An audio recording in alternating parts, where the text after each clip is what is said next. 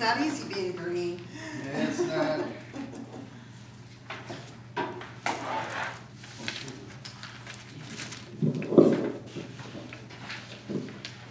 Well, Jerry and I were blessed to celebrate our 48th anniversary yesterday, so Congratulations. we are.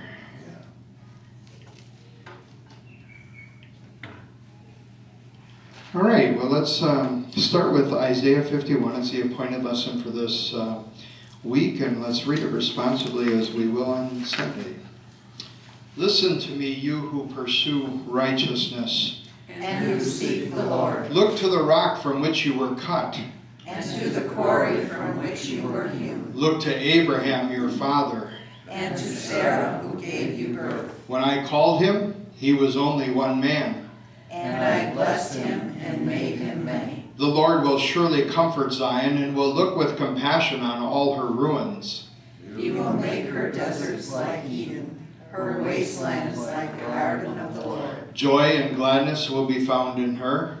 Thanksgiving and the sound of singing. Listen to me, my people. Hear me, my nation. Instruction will go out from me. My justice will become a light to the nations. My righteousness draws near speedily. My salvation is on the way.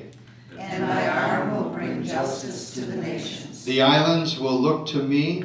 And wait in hope for my arm. Lift up your eyes to the heavens. Look at the earth beneath. The heavens will vanish like a smoke. The earth will wear out like a garment, and its inhabitants die like flies. But my salvation will last forever. My righteousness will never fail. All right. Now, the context of this one is that they've been in captivity, and now he calls them to reflect on the past, to be encouraged in the present, and that's why we have our first question. Who's your favorite Old Testament Bible character? Why? And what's the most encouraging to you from that person's biography? For me, it is the father of the prodigal son, you know, who risked everything. You know, men did not run. Men did not run. They did not. You know, if they were going to do that, something like that, they would be especially attired with something binding up their loins, their private parts, and so on, because they, with all of these skirts, they had to pick them up. Yeah. So here is a man forsaking dignity and standing in his status in the community to rush to this son who had not held him in great regard. That picture of the Heavenly Father is so precious and so good that it just speaks. Anybody got another character? Who else do you have, and why does it speak to you? Joseph, because of all that he went through. His brothers hated him, they tried to kill him, they sent him into captivity, and through all of the terrible things that happened to him in his life, he came out on top because he was with God, and God was with him. I like to think about Ruth because she didn't have to follow Naomi. She really didn't have to go, and you know, to go outside of your homeland. Homeland, yeah. And then of course she didn't know if she'd find anybody, and the fortunate thing to find Boaz was, I mean, all these miracles that just kind of domino effect, you know, and then because of what she did, it reflected on everybody else around her, and then the future. She became a great-great-great-great-great-great-great-great-grandma to Jesus, yeah. James. Yeah, mine always is sort of, I don't know how people perceive it this way, but mine is Samson. I always look at Samson as somebody who was strong enough, who was able to fight for the Israelites, and later on they fell back, and then he was again brought back and given the authority again, and then killed many people. So I always reflect myself as a pastor, that in situations like I may be strong in the spirit leading people, but sometimes something can pull me back. But I have an assurance that still God will pull me out and lead me again and do something for me. So Yeah. I always see Samson in front of me. Yeah, he's a very redemptive character at the end. I mean, despite his failings. Anybody else? Yeah, Don. I do David. I mean, I say it's a logical one, but he's so human. I mean, and God still loved him. Yeah. And of all, I mean, he's the one. I mean, I can't relate totally to him, but I mean, everybody sins and falls short. Right. And so, and he sure did, and but God still loved him, and so that's always been reassuring to me. And he admitted his sin. I Oh, mean, yeah. not everybody even would deal with it, And wrote about it Yeah. in a way that's been preserved for us today, that we often use in confessional situations. So, yeah. Anyone else have a favorite? Do you? Huh? Do you? I You're really named have. after Daniel. Well, actually, Daniel came to mind, but I've never lived in a culture like his, so I don't identify with the character so much that way. That to have been persecuted the way that he was. No, I think more about people like Elijah. Just because of the challenges that he faced, and sometimes he got despondent, but God always kind of gave him a kick in the pants, and and said, "Come on," No, I think that's just that kind of faithful prophet, trying to do that as best as he could in sometimes difficult circumstances when he was challenged as well. So, yeah. Chapters 51:1 to 52:12 are an extended poem. And you know what happens right after 52:12 is you have a description of the suffering servant. So Isaiah 53, which we often use in and around Good Friday as a description of that suffering servant. And if you back up to chapter 50, you see also the setting for this poem. So he talks about, for instance, in verse 1 of chapter 50, he says, "Because of your sins you were sold, because of your transgressions your mother was sent away." And God talks about the judgment that they have experienced. And yet, at the end of that chapter, just before the poem starts, somebody want to read verses 10 and 11 for us of chapter 50. Who among you fears the Lord and obeys the word of his servant? Let him who walks in the dark, who has no light, trust in the name of the Lord and rely on his God. But now, all you who light fires and provide yourselves with flaming torches, go, walk in the light of your fires and of the torches you have set ablaze. This is what you shall receive from my hand. You will lie down in torment. So what this is a call to trust. Not in yourself, you light your own fires, but to trust in the light of the Lord.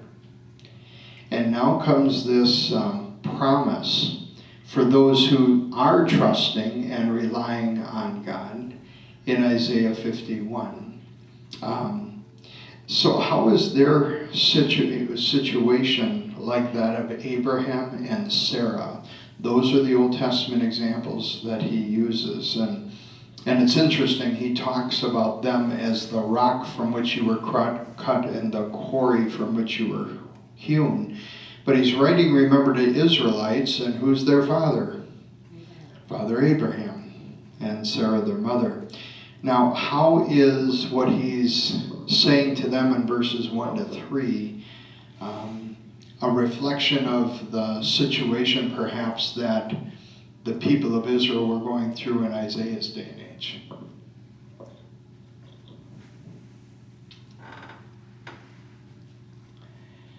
Basically, all Abraham had his faith, and God blessed him. You know, so that he did what God asked him to do, and God blessed him, so they need to do the same. Yeah, Abraham was a man of faith. God said pick up and move, and he did twice. Right. You know, and it doesn't mean that Abraham also didn't have his problems when he tried to pass off his wife as his sister, because he was afraid of what the leaders were going to do to him.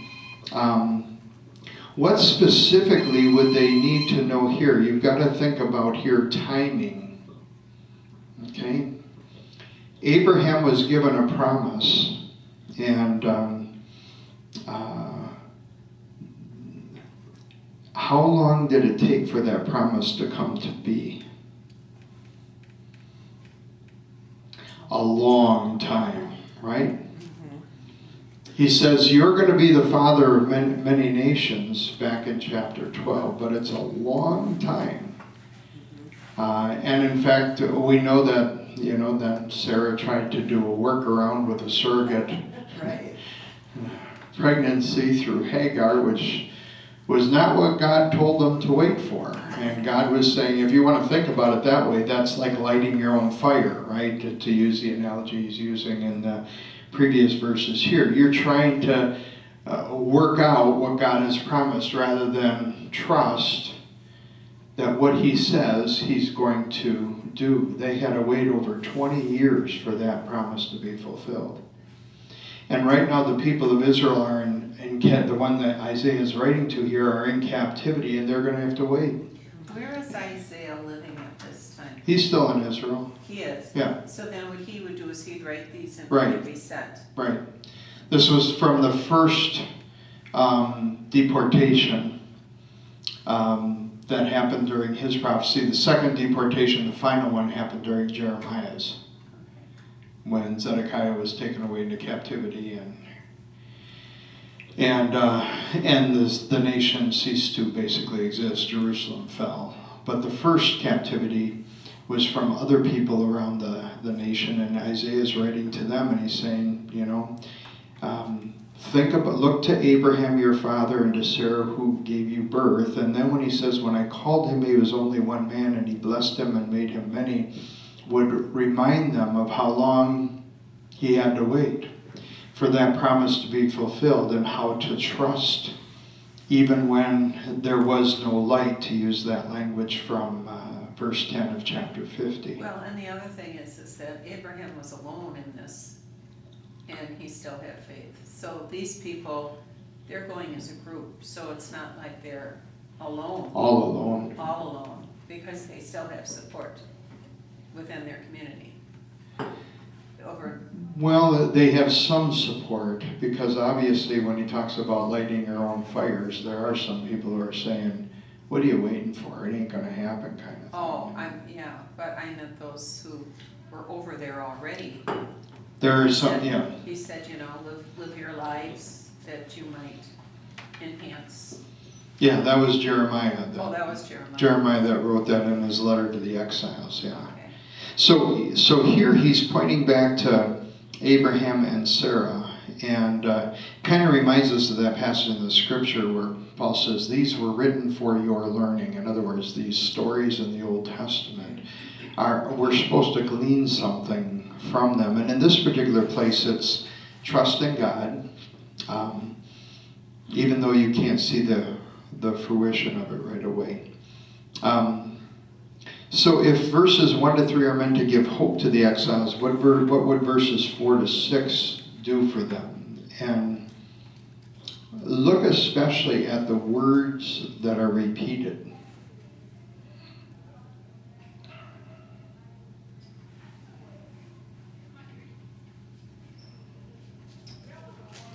My people, my nation, my justice, my righteousness, my salvation, my arm. The emphasis on the actions of the Lord. And what he's doing and going to do for them. And one of the messianic phrases here is that of my arm. my arm. So let's just do a little tracking of that kind of language. So if you go to Psalm 98,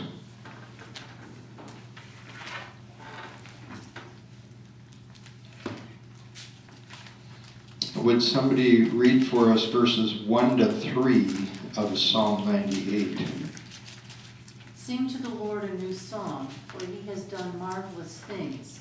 His right hand and his holy arm have worked salvation for him. The Lord has made his salvation known and revealed his righteousness to the nations. He has remembered his love and his faithfulness to the house of Israel. All the ends of the earth have seen the salvation of our God. Yeah, so here's one of those places again where that word arm is used of a person, but it's God's right arm. Assuming that most people are right-handed, you'd say that would be your dominant one. That's the one you use the most to accomplish what you're trying to do. And you'll see this in a number of places in the Psalms where it refers to the arm. If we go back to Isaiah, we can go back to Isaiah chapter 40.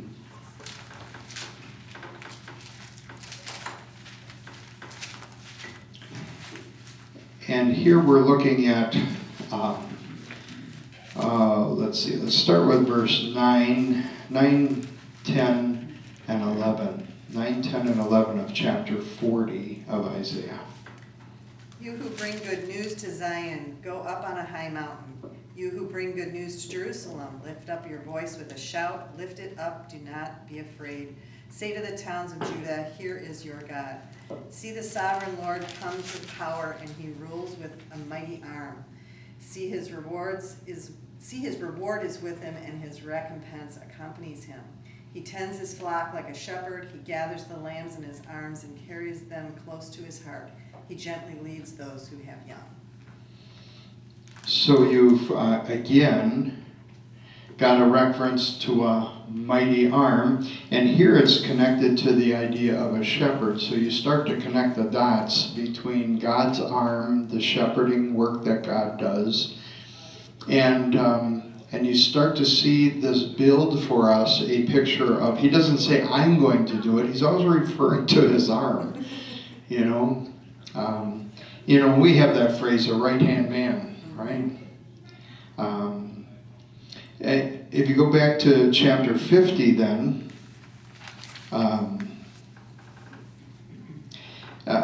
when he talks about them being sold for their transgressions, what we didn't read is verse 2. Somebody want to read verse 2? When I came, why was there no one? When I called, why was there no one to answer? Was my arm too short to ransom you? Do I lack the strength to rescue you? Was my arm too short? Short. Do you want me to read the rest of it? No, that's good. Was my arm too short? Every time I read this passage, I think of Dick Beck, because I used this passage at his funeral. Dick was born with a defect in one of his arms. And he would never not try something because his arm was too short. Literally, it was shorter than the other one, and he was very proud of all the things he was able to do with that short arm, you know. And God says, the idea is my arm too short? Of course, the other image that comes to me, I was just at Irish Fest and I listened to Gaelic Storm, and they have a song called Alligator Arms. You know the song? No, I don't, but No. I can picture alligator. You picture it? It's basically a song about when you're at the bar and it comes to time to pay. Everybody's got alligator. You got a friend who's got alligator arms, he never reaches for the bill. So They have very short arms. they have very short arms. Those are the images that come to my mind when I'm thinking about the arm too short, but obviously it's a reference to, do you think I can't do this? Aren't you going to trust me? And again, pointing back now to Abraham and to Sarah and to the promises that were given to Abraham and the fulfillment of those promises, which includes the fact that these people consider themselves children of that promise. Children of that promise. And so you've got the continual use of this term arm to describe the one that's coming.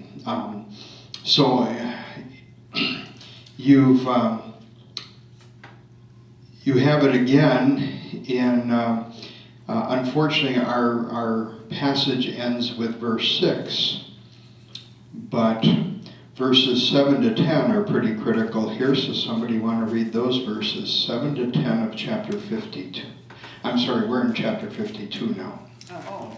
I need to go to 52. So it's still part of this poem, but chapter 52, verses 7 to 10.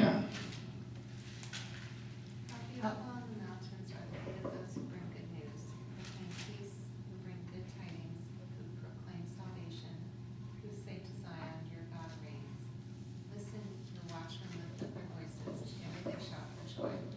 When the Lord returns to Zion, you will see it with your own eyes. Burst into songs with joy together, you ruins of Jerusalem, for the Lord has comforted his people, he has redeemed Jerusalem. The Lord will lay bare his holy arm in the sight of all the nations, and the ends of the earth will see the salvation of God. There we go. So this arm is tied to salvation. It's laid before the sight of all nations, not just the Jews. And that kind of sets us up for then the suffering servant passage, which begins in verse 13 of chapter 12 and runs through chapter 53, this one who would come to bear the sins of his people. And the theme is picked up again in chapter 59, verse 16. So if you want to go there for a minute.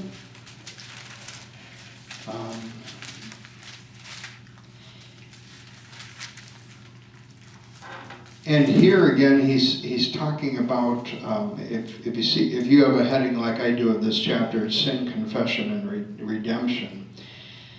So if you look at verse 12, it's for our offenses are many in your sight, and our sins testify against us. And then if you look in the middle of verse 15, the words are in verse 16, but in the middle of verse 15, where it starts, the Lord looked and was displeased that there was no justice. He saw that there was no one. He was appalled that there was no one to intervene. So his own arm worked salvation for him, and his own righteousness sustained him. He put on a righteousness as his breastplate, and the helmet of salvation on his head. You wonder where Paul got those phrases in his description of the armor of God. There's two of them right there. He put on the garments of vengeance and wrapped himself in zeal as a cloak. And according to what they have done, so will he repay wrath to his enemies and retribution to his foes. Now he's talking about the enemies of his people, but you could also say that first enemy is Satan, who he promised that he would destroy. And again, it's the arm of God that's active. That's active here. And then one more, Isaiah 63.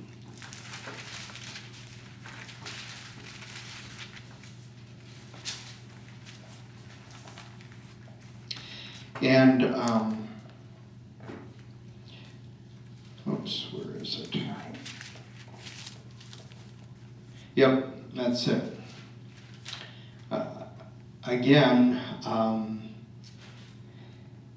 so starting let's start with verse 4, 5, and 6. Let's take those three. Somebody want to read those? For the day of vengeance was in my heart, and the year of my redemption has come. I looked, but there was no one to help. I was appalled that no one gave support, so my own arm worked salvation for me, and my own wrath sustained me. I trampled the nations in my anger. In my wrath I made them drunk and poured their blood on the ground. And these are words to say the Messiah is coming to destroy the enemies of God's people again. And it's the arm of the Lord. So when it says twice in our text for this Sunday, the Old Testament lesson, my righteousness draws near speedily, and my arm will bring justice to the nations. The islands will look to me and wait in hope for my arm. And so this is seen as one of the messianic promises in the Old Testament of Jesus entering this world to accomplish his Father's will and overcome his people's enemies. So what effect does that deliverance, and you have it there again, have on the other nations?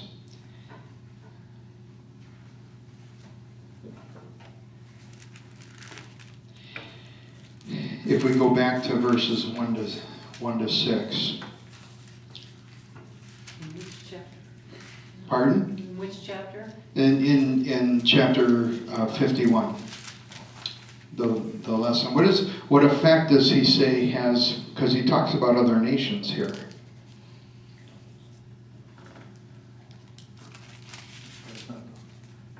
I'm still thinking about drunk and blood.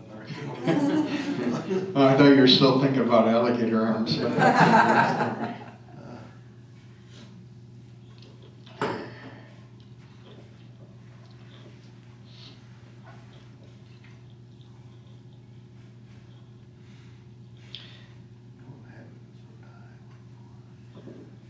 Well, look at where he mentions the nations. I will bring justice to the nations. Right, it's not just for the people of Israel. This is one of those places where in Isaiah's prophecy, he speaks about the impact of God's redemptive work going to others, and the idea of becoming a light to the nations.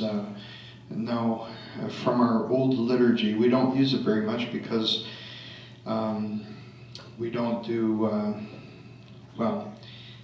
think about, what is it, the Benedictus. Blessed be the Lord God of Israel, for he has redeemed and visited his people. You know that one? No. It's been a while. Been a while. Yeah, a long time ago. Yeah, because we don't typically use that order of service a whole lot anymore. When I was growing up, we did. But it was the words of Zechariah. And what does he say? He says, you're going to be a light to the Gentiles and my people Israel. And he picks up the same phrase that you've got here. It's one of the things that's really interesting when you do a study of the New Testament is, and as part of it is if you don't know the Old Testament well, the bells don't go off in your head saying, oh, I know where they got that from. Like the breastplate of righteousness, oh, where did Paul get that from? He didn't just make it up, There was something that preceded it, and being a rabbi, he knew his Old Testament very, very well, and so it just kind of flowed out of him as he was writing, and he added some other things that aren't in the Old Testament, but at least those two, he comes right out of the book of the prophet Isaiah. And much like Zechariah saying, you're going to be a light to the Gentiles. Where do you get that from? Well, it could easily have come from having reflected on a passage like this, that it would go out to all the nations, not just for the people of Israel. I left one in from last week, so skip that. About the eunuchs. Oh, okay. yeah. That's what happens when you copy and paste. So the next one's compare verse 6. So this is where he talks about the stars. Lift up your eyes to the heavens. Look at the earth beneath. The heavens will vanish like smoke. The earth will wear out like a garment.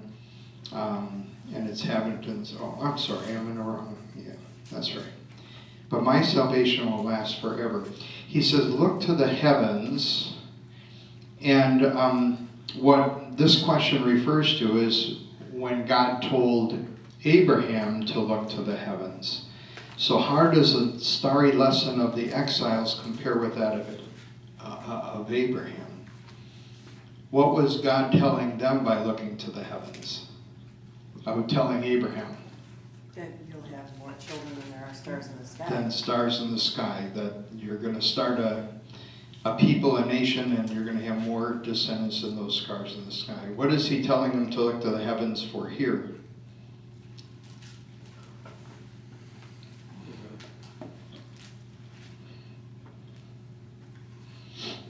That what's around you isn't permanent. It isn't permanent.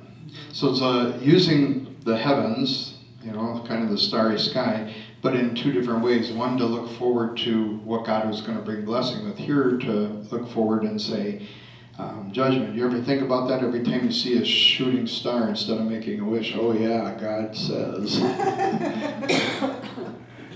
Right?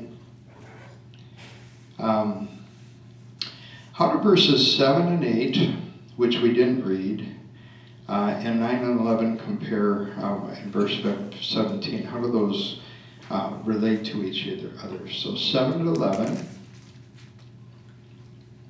Somebody want to read those verses for us? Hear me, you who know what is right, you people who have my law in your hearts. Do not fear the reproach of men, or be terrified by their insults. For the moth will eat them up like a garment, and the worm will devour them like wool. But my righteousness will last forever, my salvation through all generations. Awake, awake, clothe yourself with strength. O arm of the Lord, awake, as in days gone by, as in generations of old.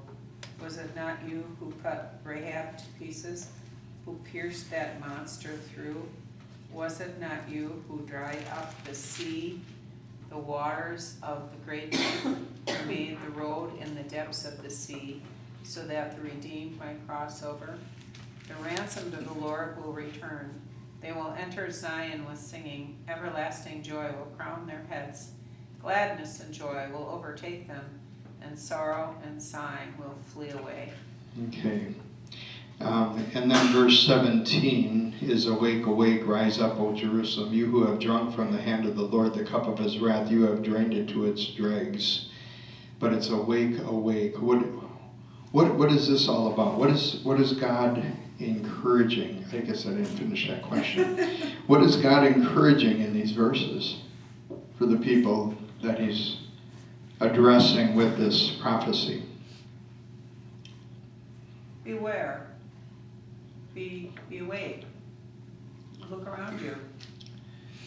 So it's focusing on the eternal,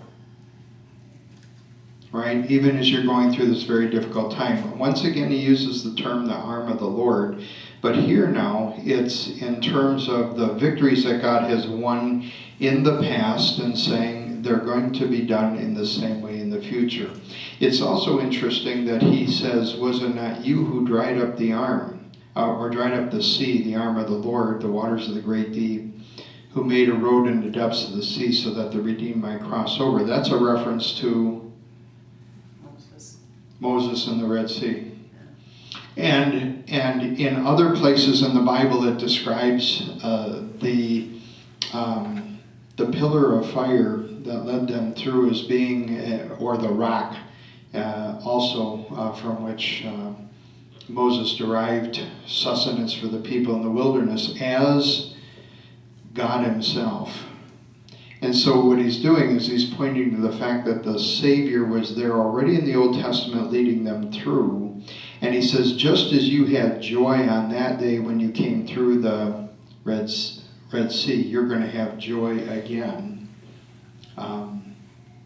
I always love, I only know this because I preached on it once, gladness and joy will overtake them, just a little aside. The word overtake is used of an animal like a cougar or leopard or something like that overtake. You can't outrun it. Mm-hmm. And I thought that's always an interesting analogy. He said, God's joy and gladness is going to be so strong, you can't outrun it. You can't get away from it.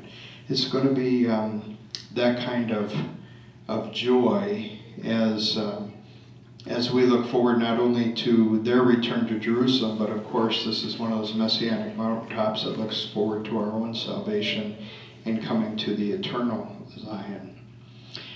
Now the last question for this one is, when have you had the faith of Abraham, who waited 25 years to see your promise born? When you're discouraged, what Bible story encourages you to hang in and hang on?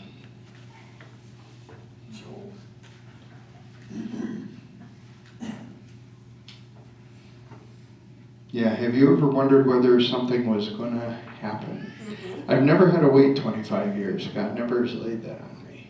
The fact that I didn't meet my husband till I was 35, I was pretty much convinced I wasn't going to get married. And when I told my parents I was engaged, my mom's first reaction was to laugh. I don't know exactly what it meant, but yeah. I was at a wedding for the daughter of some mutual friends of ours in Illinois. And the priest came out, and the groom was quite a bit older than the bride. And he said, today we witness a miracle. He was talking about marriage. But the bride, the groom's family. I mean, that side of the church, and we're all going, what? What? I guess Yeah. with me too. I was 27, Bill was 47 when we got married, but we were married 42 years. Mm-hmm. You know, a lot of people didn't think that was gonna last Yeah. that long, but I know he did, because he put us together. So, God, it's good. God was good. God has a strange way of doing things. I always say I've got everything I've always wanted, never the way I thought I should get it. Yeah. Why did you do it this way? Yeah. God, you know, but it always worked out. Yeah, and when I try to identify with this, I think back to my vicarage where I spent 6 months in 2 different places because the first one was so bad. And finally, the seminary said, if you can stick it out for 9 months, we'll pull you out and we'll count it. And after another event happened with this pastor, I said, I'm not learning anything here. I'm only learning what not to do. I'm not learning what to do. And he said, well, my vicarage supervisor said, well, you might have to wait a year. I mean, you might have to go through a whole nother vicarage. I said, I'll try to find someplace where you can finish your vicarage, but I can't guarantee it. And Jerry and I talked about it, just said, no, it wasn't worth it. I mean, she was 8 months pregnant, 7.5 months pregnant at that time with our oldest son. And just said, nah, this isn't worth it. It's not worth the stress that she was going through either. I mean, so basically we went home and waited. I started looking for jobs, you know, something to do to put money on the table. We had parents that we could live with and that kind of thing, but, you know, but I just said, I'm just going to trust that God is going to figure it out. Thankfully, the vicarage supervisor's wife was from South Dakota, and she said, you know, there's this congregation that's been asking for a vicar for 3 or 4 years, and we've never given them one, and I wonder if they'd go there. And so he called me up, and he said, would you go to South Dakota? I said, if it's a good place, I'll go any place, you know, and that's how we ended up with a son born in Gregory, South Dakota. And in many ways, I mean, it was just a really, really good experience for us, something that was totally out of either of our experience or comfort zone. Jerry's probably told you this. We were driving out. The guy calls me, then he says, Pastor Matisse, and he says, how'd you like to come to Winter, South Dakota? And it's like, well, where is Winter, South Dakota? He said, well, Winter is everything's near Winter. Winter is the 10th largest city in South Dakota. 3,500 people. And as we're driving out, we passed Mitchell, because it's just west of the Missouri River and a little bit south of the interstate, and we were going to Hamel, South Dakota in winter. And so I said, well, let's turn on the radio and see what's going on. And they were having a online rummage sale. And so somebody called in and said they had a size 16 long-sleeved boy's shirt for sale. And Jerry looked at me and said, where are you taking me? You know? But it turned out for both of us, it was just a wonderful, wonderful experience, and the people were just, you know. But I only had to wait 2 weeks. I didn't have to wait 21 years. Yeah. I thought I was going to have to wait, you know, a little longer than that. But, you know, it's just, when you identify with a time in your life when you've had to really just say, okay, God, you got this, because I don't know where it's going. Those are some precious moments. All right, let's hop on to the gospel for today. Or, I mean, the text for this week, which is not the gospel. We're going to do the Romans passage, and let's read it responsibly. It's only a few verses, 8, 9, and 10, and let's read it responsibly as it's written here. Let no debt remain outstanding except the continuing debt to love one another. For whoever loves others has fulfilled the law. The commandments, you shall not commit adultery, you shall not murder, You shall not steal, you shall not covet, and whatever other commandment there may be, are summed up in this one command. Love your neighbor as yourself. for love does no harm to a neighbor. Therefore, love is the fulfillment of the law.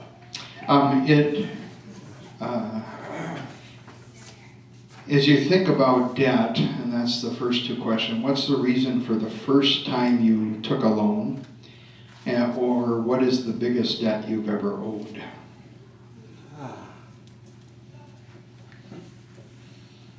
First time you took a loan? Mortgage. Yeah, mortgage. I used to buy a house. Mine was for a car. Car. I figured it would either be car or Well, there's house. school loans, but I was lucky. I went to school when it was still Yeah. affordable. Yeah, we worked and we're on the pay-as-you-go Yeah. plan, so Yeah, we always same. managed to pay for our education as we were going through, but Right. worked hard. And we actually paid cash for our first new car. Yeah, so that was, so I guess it was probably our first loan was another car that came a little bit later. What's the biggest debt you've ever had? Mortgage. Mortgage. That would probably be what most people would say. That is a chunk of change. And so the picture of owing somebody something, I had this thought. I'm a big Dave Ramsey fan and Financial Peace University. I've seen him do wonders with people when it comes to managing their debt and getting out of it. And typically on his radio program, he would have I was trying to find one for this Sunday, and I couldn't find a short enough one to play in the sermon. But on Fridays, he has, in his radio show, he has a debt-free segment where people call and talk about how they have gotten completely out of debt.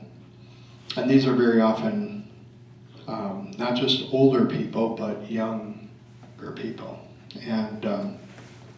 But they paid off their house, and they paid off all their cars, and they paid off all their credit card debt. And I don't remember, you'll see it on Sunday, what the average credit card debt in the United States of America is today. It's really gone up again. it peaked in 2008 when we had that downturn in the economy and people really then used credit to kind of float their way through it.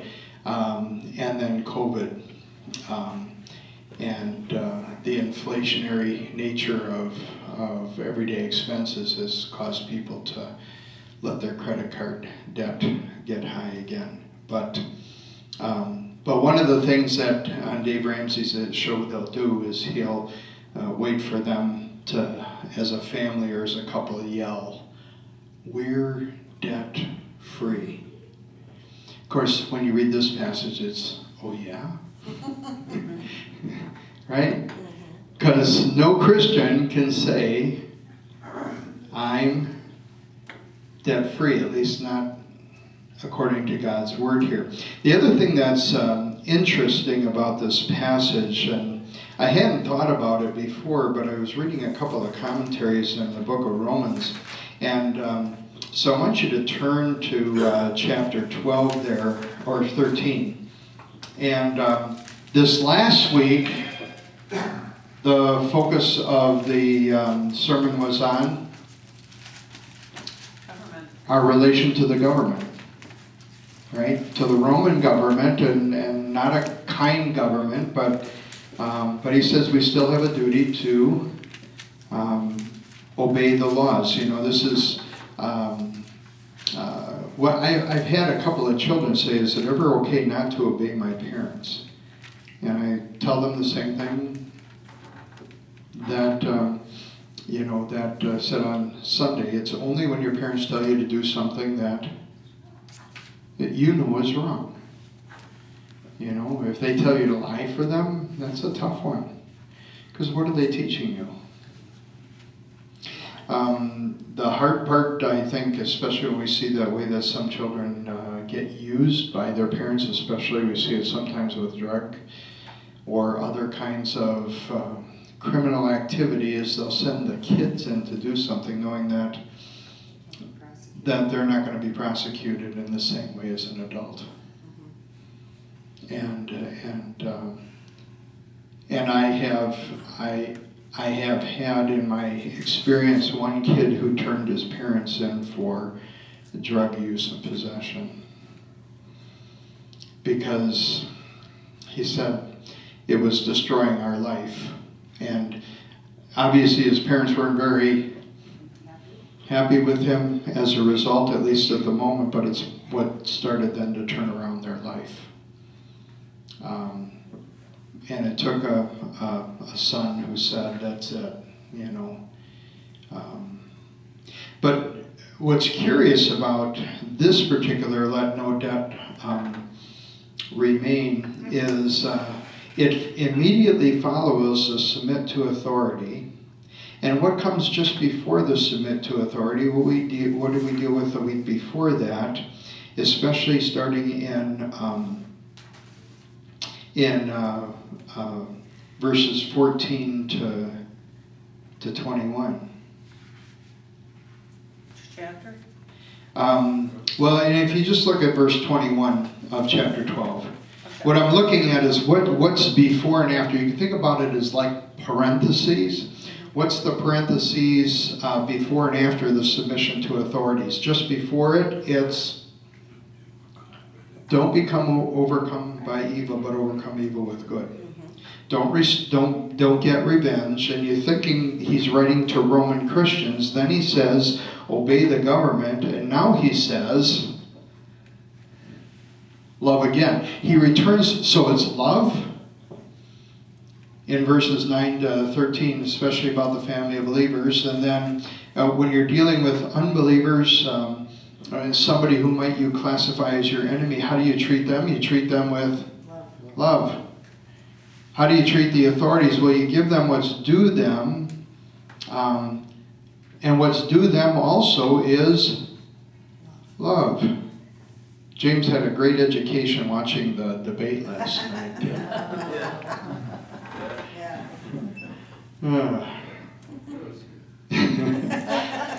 It was entertaining in some ways. I don't know how many of you watched it, but it was entertaining in some ways. Disappointing in others, but entertaining in some ways. Don't look forward to the election cycle again. No.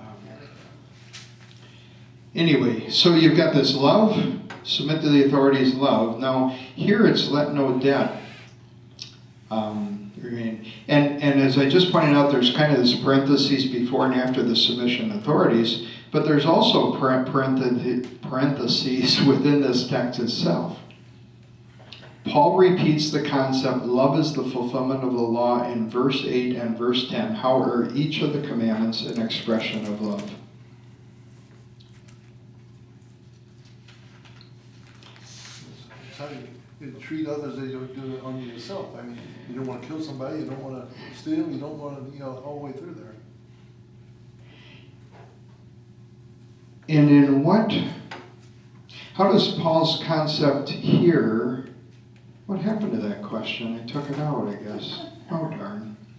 So I had a question in there that said something like this. How does Paul's concept of love differ from the world's concept of love? Some common notions of love in the world today. Well, I like the idea of having a variety of words for love, which we don't have in our vocabulary. Right. So that's why we always have to define what we mean by love. Yeah. So the world with love, I think, is always a physical thing. Well, that's it. The world looks at it as passion and Right. all of that and sexuality, whereas he's talking about caring and compassion Right. and, you know. So is he writing this in Greek, so which word does he use for love? Uses agape here. Agape, yeah, and that makes a difference because that's a sacrificial love. Yeah, that's one of the problems in English. We say, I love my wife, celebrate our anniversary. I love my dog. Well, oh my gosh. I love my job. I love the Green Bay Packers. I love, you can use, I love ribeye steaks. Right, exactly. I love my new shirt, yeah. The problem is that we don't differentiate about the different kinds of loves here. But the emphasis here is on having that unconditional love or regard for others. And I would say one of the other things that I see very often is that how you define love is different in the Bible than how you define it in the world. In the world, very often it's tied to a feeling. And in the scriptures, it's tied to an action. So it's not so much a feeling as it is an action. And if love is just a feeling, then what determines whether I think this is a loving act is how I feel. I think about the old country song, if loving you is wrong, I don't want to be right. Or there's another Alabama one, well, Feels So Right it's called. And basically it's about an illicit relationship, but he said, but it feels right.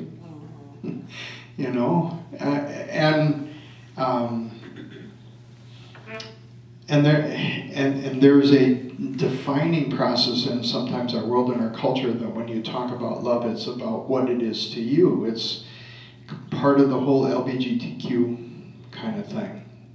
How could it be wrong if I have this feeling for a person, whether they're same sex or opposite sex or whatever? There's not a definition that's standard for everybody. It's really up to the individual to determine what is love or loving. It's often what gets used, to justify actions and behaviors. So it's mercy killing. It's the loving thing to do. Abortion.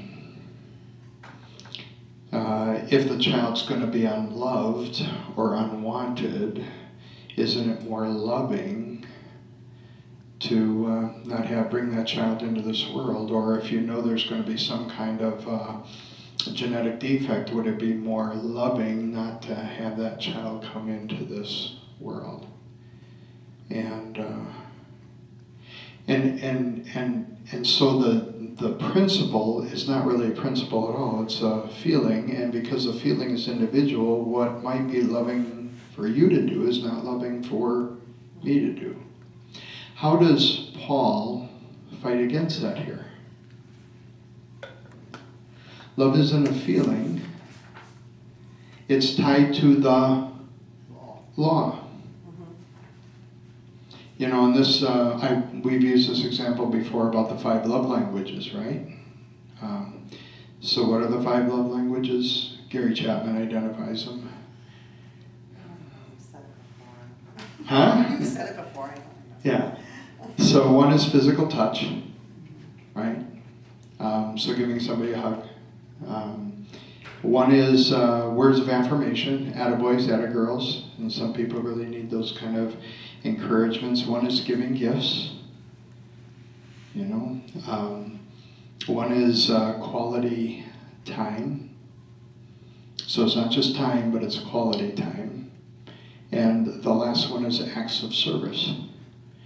And one of the points he makes is that those are the 5 major languages of love. In other words, you experience somebody loving you when they do one of those things. So, you know, some couples do a lot of hand-holding and that kind of thing.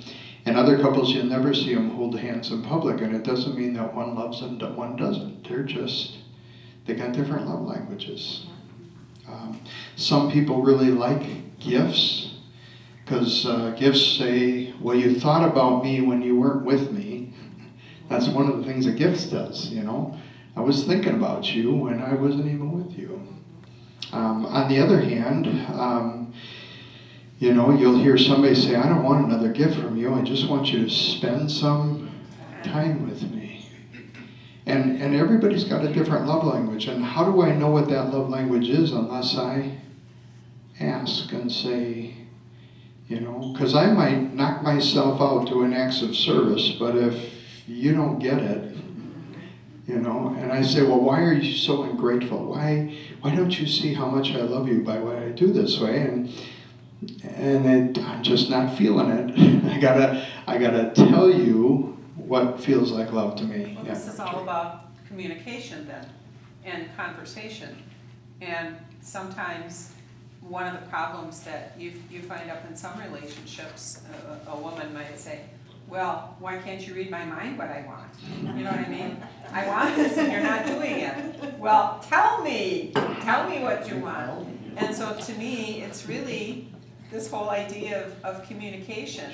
And that's what I think God is doing here. He says, I'm trying to communicate this to you.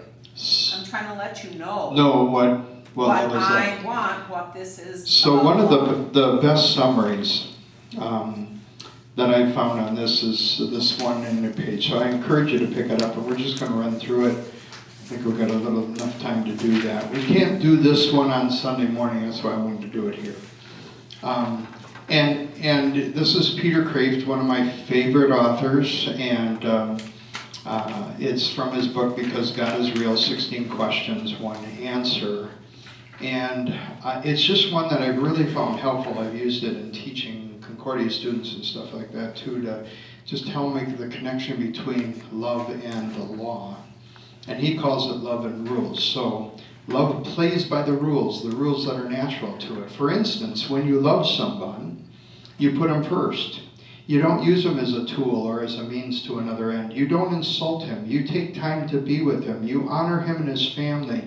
You respect his life. You respect his property. You respect his body. You respect his mind. You don't lie to him, and you're content with him. This is what love does, if it's true love. These are the 10 commandments of love, the 10 things that love naturally does when it's true to its own nature, when it's real love. So how do you bridge the gap? There's no gap. The moral law, the commandments, are the laws of love, the inner laws of love, the natural laws of love, the laws that describe the very nature of love, just as the rules of hygiene and diet and exercise are the inner natural rules for bodily health. The 10 things that love naturally does that were mentioned above just happen to be the 10 commandments of the Bible. To do this, to see this, let's look at each of the 10 commandments from the perspective of love. So now I'd like to have volunteer take each one. So number 1. You shall have no other gods before me. That means no other number 1 in your life. That's a law of love. Love is faithful. Love puts the beloved first. Love does not worship idols. Yeah. So Jerry and I just celebrated an anniversary. It wouldn't be, it would not have been a happy one if they said, "Oh yeah, I love you, but Right. I also have somebody else who's near and dear to me." Yeah. You know, there's no place for another one. There's no other number 1, and God says that's true about Him. Number 2. You shall not take the name of the Lord your God in vain. Love does not insult the name of the beloved. Love honors the beloved, praises the beloved, cherishes the name and reputation of the beloved. Love says, "Look, see how lovable my beloved is."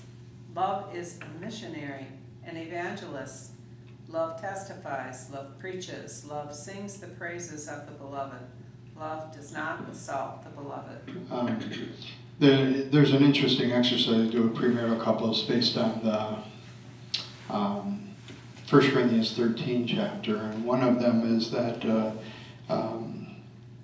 it has to do with this. And I say, did you ever meet a couple where when you were in public with them, one of them said something like this: "Do you know what he did?" Or "Do you know what she did?" And then they tell you, and of course it's never complimentary. What does that do to that other person?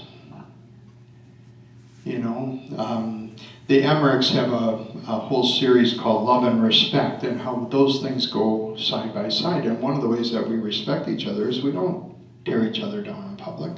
If I have a disagreement with Jerry, we're going to talk about it behind doors and not in front of the kids and all of that kind of stuff. But and instead, what I want to do is talk about what a blessing she is in my life, and to our children. Yeah. I think that also comes with the word trust. I think trust is really important in a relationship, if you trust that person. And I think that has to do with respect too. Because if you respect the person whom you love, you're gonna trust them. And I think that's fallen on the wayside, because people are always looking elsewhere rather than to those that they love, because they don't trust them. So, how often do you brag about somebody you love? I do. Instead of saying, you know, "Do you know what she did?" Instead of it saying, "Do you know what she did?" You know? The third one, remember the Sabbath day to keep it holy. The love takes sabbatical. Love takes time from work to enjoy the company of the beloved. For time is life. It's your lifetime. Love means sharing your life, and that means sharing your time. If you say you love someone yet don't want to spend time with him, you lie. If you love God, you will pray, not just once a day, but many times. You will want to be with and talk with your best friend. So, love takes sabbaticals, spends time. Number 4. Honor your father and your mother. Love honors and respects the family of the beloved, for they gave the beloved life. And love honors and respects the institution of the family itself. For love, when it matures, it will create a new family when it marries. Keep going, James, next. Even non-married love, non-romantic love, like friendship and charity and kindness, give birth to spiritual children in a way. Those children are all the benefits given to all the people who will receive the love. For instance, priests, teachers, doctors, nurses, social workers, counselors, rulers, soldiers, lawyers.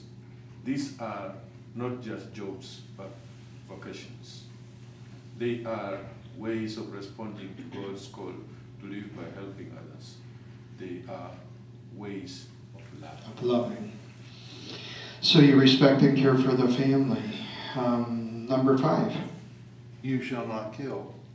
This is obvious. If you love someone, you do not kill him. Love says, "I am happy you exist." Love respects life and defends life against all attacks against it. Love fights against all the little deaths as well as the final death. Love fights against disease, weakness, pain, and depression as well as death. Love always chooses life, Deuteronomy 30:19, and fights on the side of life against the forces of death. If life is a gift from God, and then you honor that gift in your beloved. And number 6, You shall not commit adultery. Love is unadulterated. Love is pure. Love is faithful. Love does not cheat. When love matures into marriage, love says, I give the whole of myself to the whole of you. I do not give part of myself to another. Love says to the beloved, this is my body, and in this gift creates the power to make new human beings together with the beloved. Love does not trivialize sex and use it for just recreation or fun, but gives itself totally and exclusively and faithfully to the beloved. And thus love discovers an incredibly deep happiness that far transcends fun. Total joy comes from total self-giving. Pure joy comes from pure self-giving. okay, and number 7. You shall not steal. Love respects the beloved's personal property and privacy. Because love respects the very person of the beloved, love does not take away, love gives. And number 8. You shall not bear false witness against your neighbor. Love does not lie. Love does not deceive the beloved. Love does not try to fake out or take advantage of the beloved. Love lives in truth as a fish lives in water. Love lives in the light, not in the darkness. Love cannot live a lie. Love cannot live in lies. Love is like a plant. It needs to live. It needs light to live. As plants live by photosynthesis, love lives by truth. Love knows that it dies when the light and truth die. Therefore, love insists on speaking and living in light and truth. You shall not covet your neighbor's wife. Love does not regret giving all of itself to one, and does not covet another. Total love does not split itself into parts and send parts of itself out to others besides the beloved, even in the mind. Wishing you married another person is like wishing you worshipped another God. And number 10. Love is not greedy after things, especially things that belong to others, just as love does not want to commit adultery. Love does not want to steal, for love loves people, not things. It uses things, not people.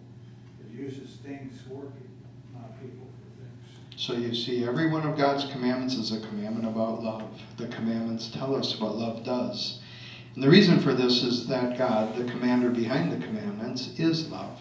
And his fundamental moral rule is for us to be like him. You must be holy as the Lord your God is holy. To be holy is to be godlike, and God is love.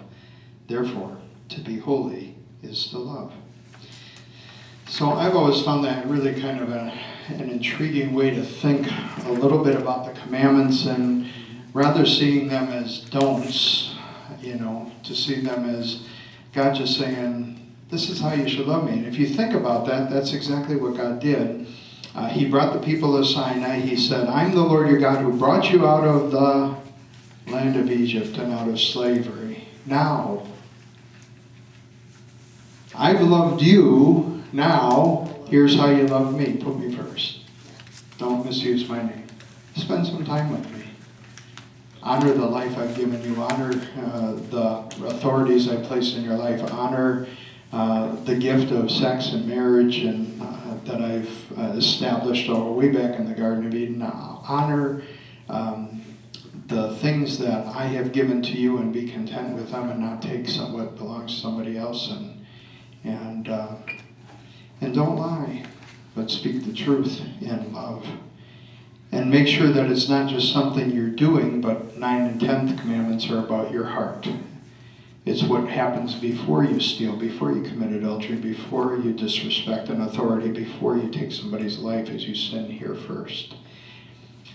So a little bit more about love this week we're going to focus on. And just encourage you to find practical ways to be able to show that love to a neighbor, to those you live with. Let's close with a word of prayer. Lord God, Heavenly Father, we thank and praise you for the blessing of this day and for having given us examples in the Old Testament to look for encouragement as you encourage the people into captivity to look toward the trust that Abraham and Sarah had in your promise to deliver to them a son and make of Abraham many people. And Lord, when we have to wait, we ask that you would so lead us to the foot of the cross to know how much you loved us in Jesus, that we can wait and trust and hope, knowing that you're working everything together for good for those who love you and who are called according to your purpose. And then bless us to be a reflection of your love in this world, to take the principles that you laid down in the Ten Commandments and to love you with them and to love others with them as we express that love that you've given us in the way that you've given it to us, not just as a feeling, but as an action. Bless us to that end, for your Son's sake. Amen.